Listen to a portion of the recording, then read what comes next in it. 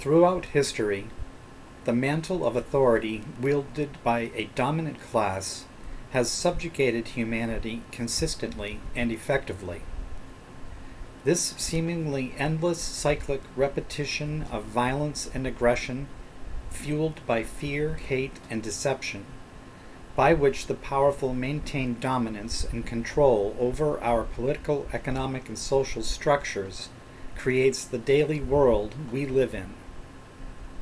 The question of why does history keep repeating itself, how does it happen, what are the root causes, and what can be done about it, are the constructs by which we as individuals can change our world and create a vision of a future that is deserving of humanity. The awareness, knowledge, and understanding required to obtain and act according to wisdom in a free society is not enough in itself.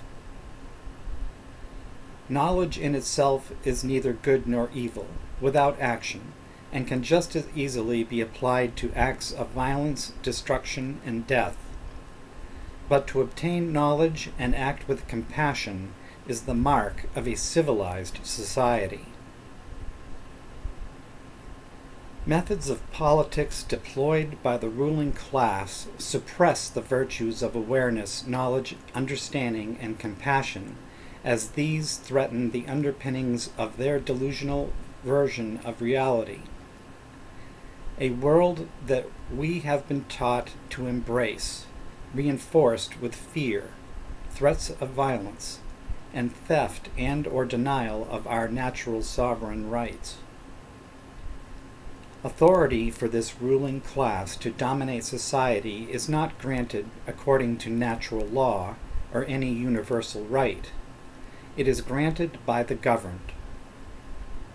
Politics is an agreement made between the people, the subjects, and a ruling class to maintain authority over them through the rule of law. This agreement implies the right of the ruling class to use force and/or threats of violence upon those who break the law in return for protection in the act of national self-defense. We have the choice between honoring this agreement by recognizing this authority or not. Should the maintaining of authority over the governed be dismissed, the agreement is rescinded and the existing government abolished. What history reveals is that the very act of granting authority to a ruling class to possess the power to commit acts of violence against its own subjects is in itself a violation of natural law. As long as the governed continue to recognize this authority and permit its continuation through passive non-action, history continues to repeat itself status quo. When the governed no longer recognize this authority, the agreement of politics becomes null and void. To establish a society based upon the universal principles of natural law is the antithesis of politics. Natural law has several definitions, having been addressed in such acts as the Magna Carta during the 11th century, the establishment of common law during the Enlightenment, and the Declaration of Independence and Bill of Rights in the American Revolution. These acts of defiance against the ruling class are the result of the will of the governed being imposed upon the ruling class. All acts of the establishment of human rights and natural law throughout history have been through revolt, rebellion, and revolution, ultimately an overthrowing of the existing power structure in defiance of existing human law. These brief periods of light in the history of human liberty and freedom are few compared to the authoritative pall of existence that has dominated our society, requiring constant vigilance against the same from creeping back into our midst.